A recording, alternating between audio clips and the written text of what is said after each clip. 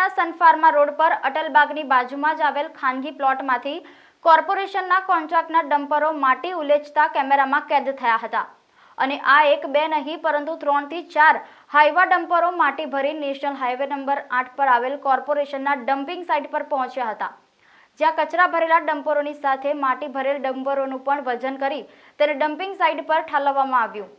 સમગ્ર પ્રકરણ અંગે ડમ્પિંગ સાઇટ પર માટી ઠાલવવા પહોંચેલા ડમ્પર ચાલકોને પૂછતા તેઓએ વોર્ડમાં ફરીને કચરો ભર્યો હોવાની વાત કરી પોતાનો તેમજ ઇજારદારનો બચાવ કર્યો હતો। आज ये नया हूँ, उधर अपने रूट में ये अपना 10 नंबर लगता है, आपको 9 नंबर ऐसा लगता है कि पंकज। કોર્પોરેશનના ડમ્પરમાં ચાલતી ગેરરીતિ અંગે ડેપ્યુટી મેયર ચિરાગ બારોટને પૂછતા તેઓએ પોતાના વોર્ડમાં જ આ કામગીરી થતી હોવા છતાં અજાણ હોવાનું તેમજ સમગ્ર પ્રકરણની તપાસ કરી પછી કોઈ નિર્ણય પર પહોંચવાનું જણાવ્યું હતું। આપના કહેવા મુજબ પ્રાઇવેટ પ્લોટમાંથી માટી ભરી અને જાંબુઆ લઈ જવામાં આવે છે, તો એની તપાસ કરાવીશું અમે કે કયા કારણસર જાંબુઆ સાઇટ ઉપર લઈ જાય છે।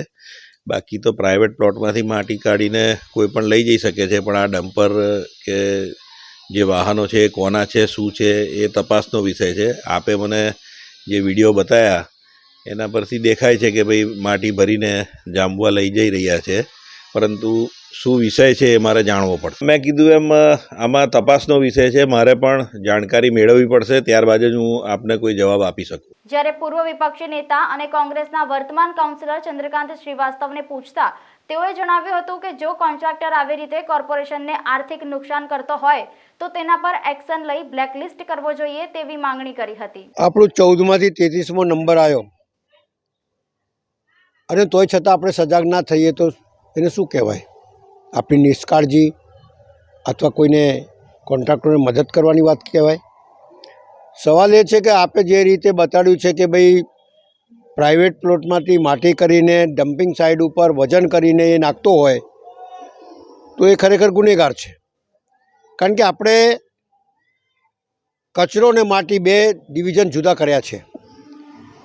કચરાની સફાઈ વોર્ડ ઓફિસર અને એમના સફાઈ સેવકો કરે અને માટી જો પડેલી હોય તો એન્જિનિયરિંગ શાખા એનું નિરાકરણ કરે અને ડમ્પિંગ સાઇટ ઉપર ડોર ટુ ડોરની ગાડી જો આપી હોય અને એની અંદર જો પથરાને રોડા ભરતો હોય તો ખરેખર એવા લોકોને બ્લેકલિસ્ટ કરવા જોઈએ, કારણ કે કરોડો રૂપિયા જો કોર્પોરેશન ચૂકવતી હોય નાગરિકોની સુવિધા માટે, કચરા અહીંયાથી ઉઠાઈ જાય, લોકોને દુર્ગંધ ના મારે એના માટે, અને તોય છતાં એની અંદર કચરા ઉઠાવવાની જગ્યાએ કચરાના માપથી વજન કરી અને સીધો કચરા ડમ્પિંગ સાઇટ પર નાખતો હોય તો કોર્પોરેશનને આર્થિક નુકસાન થઈ રહ્યું છે।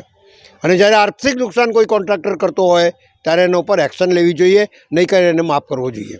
એટલે જે રીતે ડમ્પિંગ સાઇટ પર વજન કરાવીને માટી નાખી રહ્યો છે એવા માણસે ઉપર એક્શન લેવી જોઈએ।